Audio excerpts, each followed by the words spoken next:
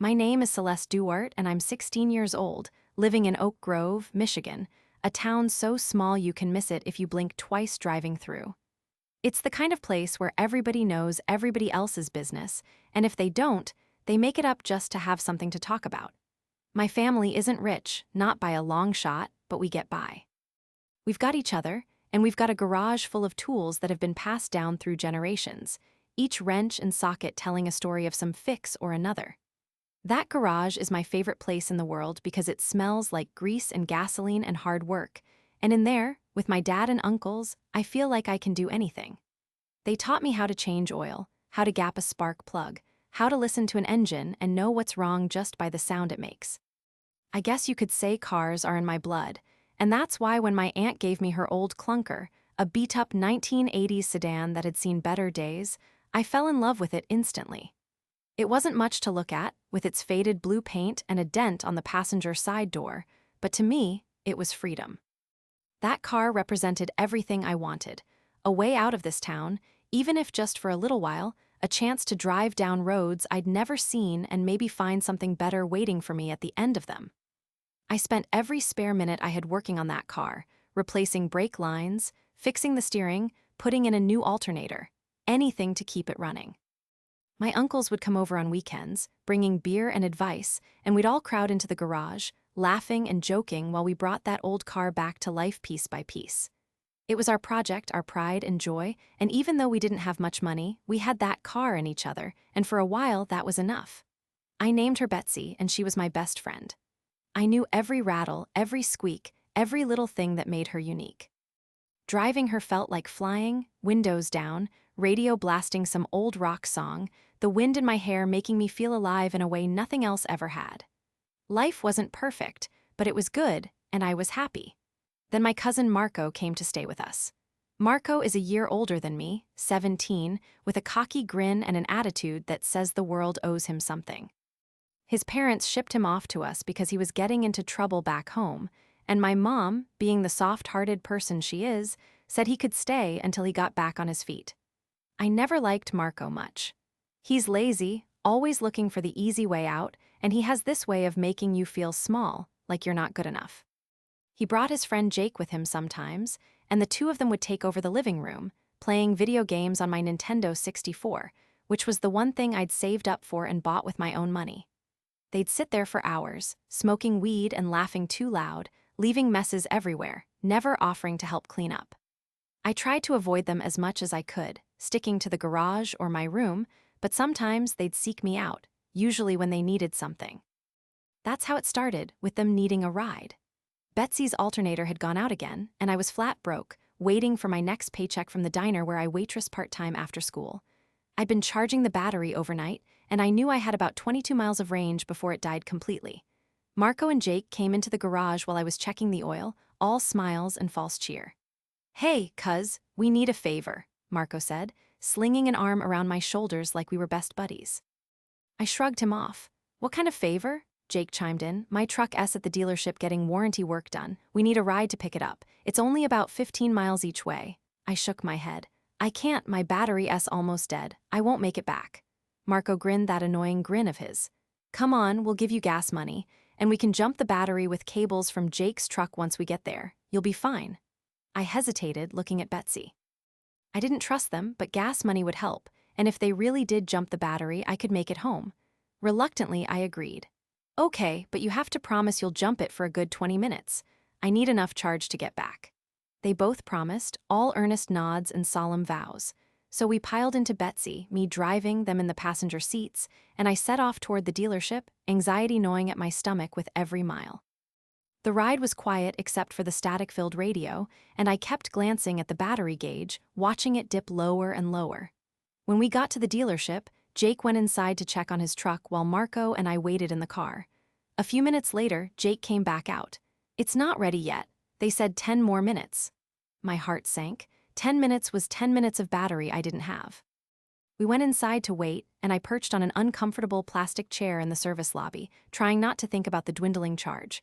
Finally, after what felt like forever, a mechanic handed Jake his keys. Jake turned to me and shoved a $5 bill into my hand. "Thanks for the ride. We'll meet you outside." I looked at the money. $5. It was something, at least. I walked out to the parking lot and stood next to Betsy, waiting for them to pull around in Jake's truck. A moment later, I heard the roar of an engine and turned to see Jake's truck speeding toward me, music blasting so loud I could feel the bass in my chest. Marco leaned out the window, laughing, and gave me the finger as they flew past, tires screeching, leaving me standing there in a cloud of dust and exhaust fumes. I stood frozen, disbelief washing over me. They'd left me. They'd actually left me here with a dead battery and no way home. Panic set in quickly. It was the 90s, no cell phone, no way to call for help unless I found a pay phone. I ran back into the dealership, my heart pounding, and approached the service desk. "Excuse me," I said, trying to keep my voice steady.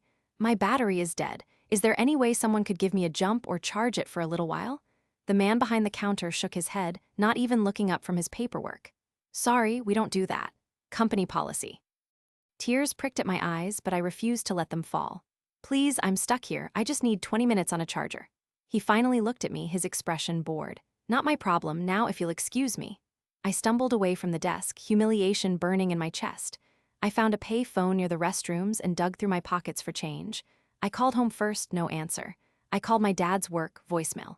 I called every number I could remember, my fingers shaking as I dialed.